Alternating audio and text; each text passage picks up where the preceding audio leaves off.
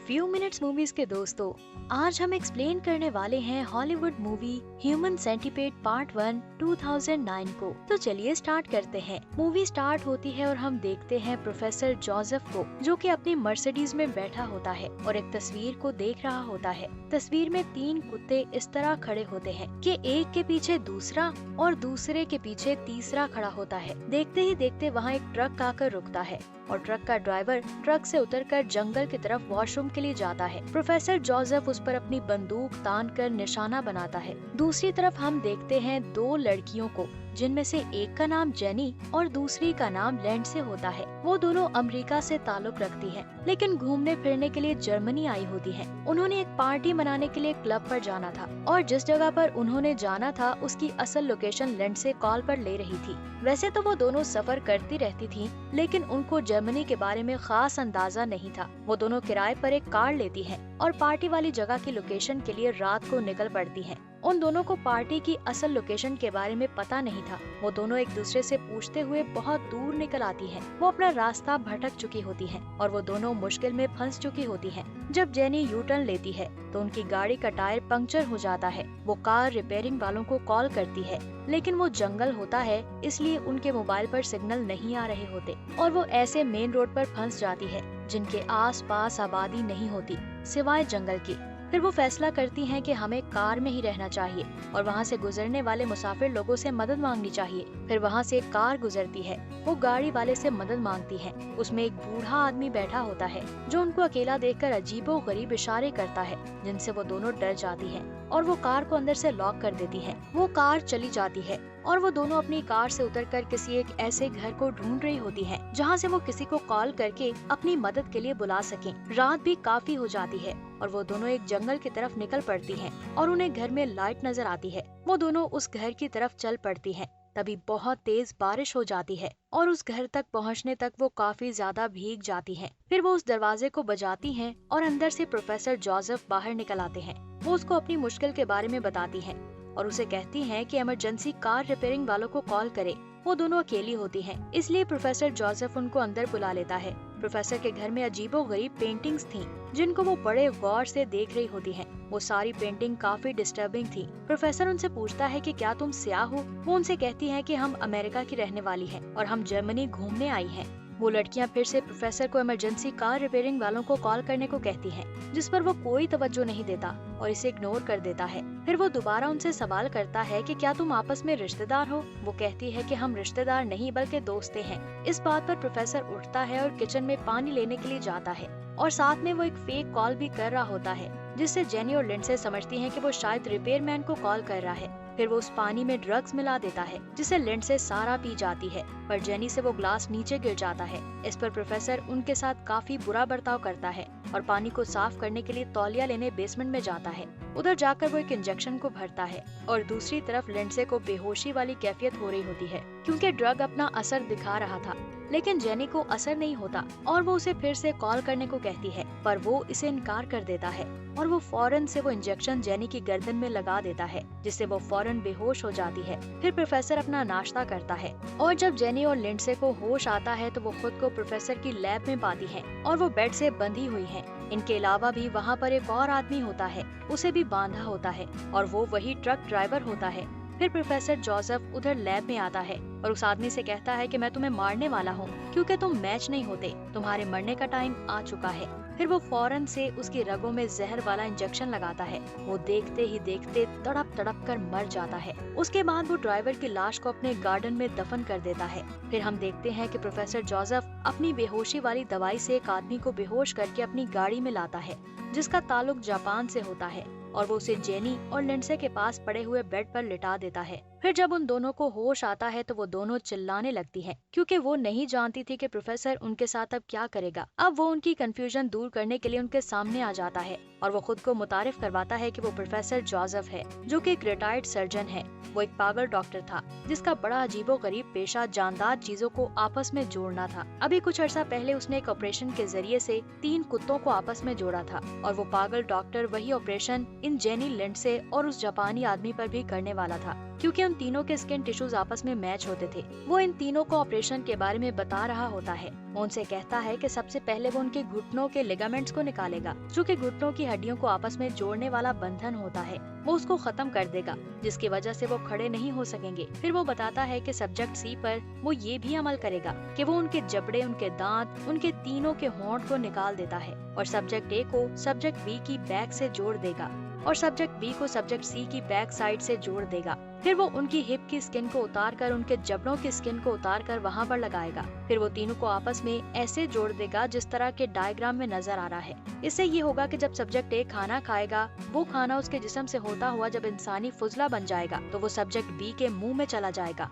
और वो waste material उस सब्जेक्ट बी के जिस्म से गुजरता हुआ सब्जेक्ट सी के मुंह में चला जाएगा। और जाहिर है कि ये अमल काफी घटिया और गंदा था, जो कि नॉर्मल इंसान किसी सूरत नहीं कर सकता था, क्योंकि वो डॉक्टर पागल होता है और वो इस तरह के गंदे तजुर्बे उनके साथ कर सकता है। और इंसानी जिस्म पर ये उनका पहला तजुर्बा होता है। सबसे पहले वो जापानी आदमी को लेथर्जिक इंजेक्शंस देता है, जिसकी वजह से वो बेहोश हो जाता है। जेनी जोर जोर से चिल्लाने लगती है।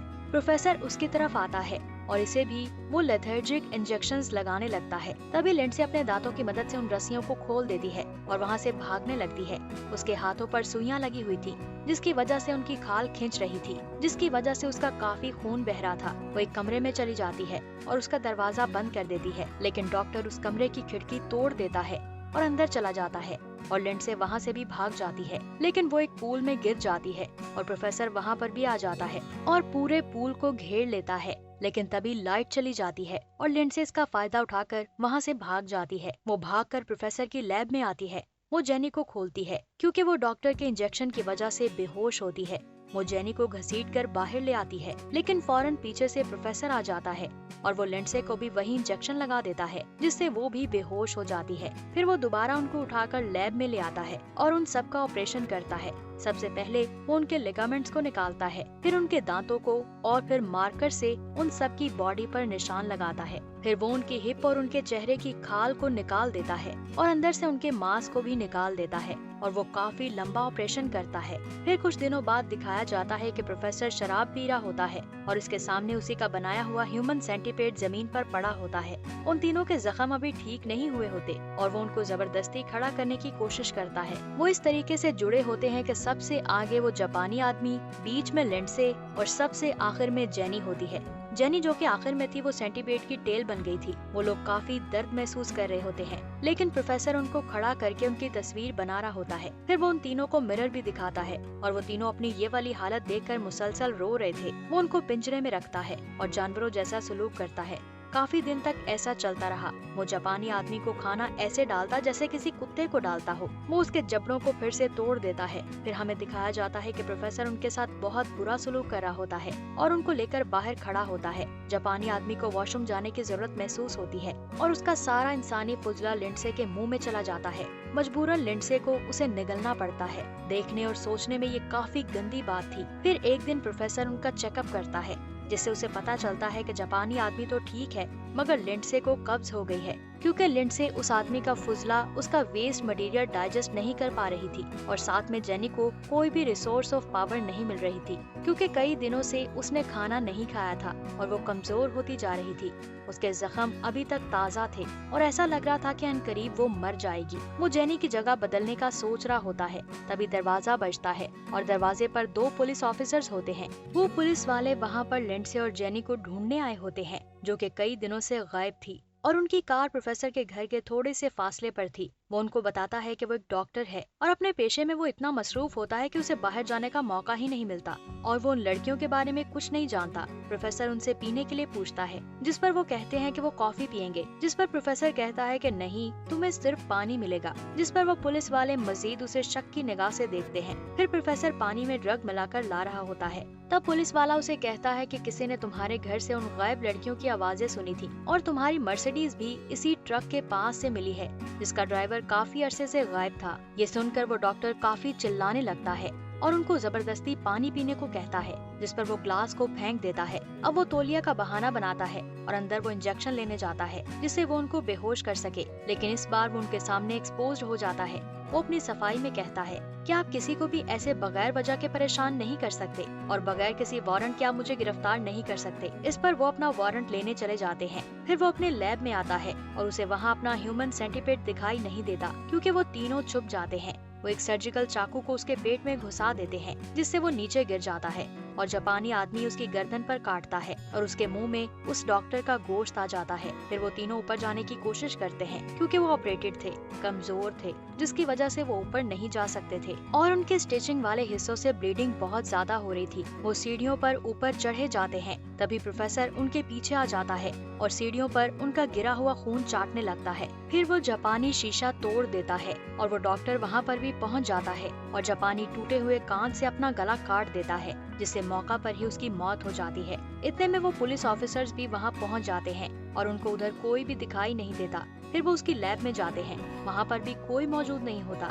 और उनमें से एक पुलिस ऑफिसर को उस डॉक्टर की दवाई का नशा होने लगता है, वो ड्रग जो उसने पानी में से मिलाकर दिया था। और दूसरे पुलिस ऑफिसर को वो तीनों ढूंढने पर मिल ही जाते हैं, लेकिन उनकी हालत काफी ज्यादा बुरी होती है। वो प्रोफेसर को पकड़ने उसके पीछे जाता है जो कि एक पूल पर बैठा होता है और उसका दूसरा पुलिस ऑफिसर भी मारा गया था। फिर वो एक पुलिस ऑफिसर के पिस्टल से उस दूसरे पुलिस ऑफिसर को गोली मारता है और बदले में दूसरा पुलिस ऑफिसर भी डॉक्टर जोसेफ को सर में गोली मारता है और वो दोनों मर जाते हैं और डॉक्टर जोसेफ के बनाए गए ह्यूमन सेंटीपेड के अलावा उधर कुछ नहीं बचता। ये एक पागल डॉक्टर का एक घटिया एक्सपेरिमेंट था और यहीं पर ये मूवी एंड हो जाती है। दोस्तों, हमारी वीडियोस को लाइक या डिसलाइक जरूर किया करें ताकि हम अपनी असेसमेंट कर सकें और कमेंट सेक्शन में ये जरूर बताया करें कि नेक्स्ट आप किस मूवी की एक्सप्लेनेशन देखना चाहते हैं। Thank you for watching.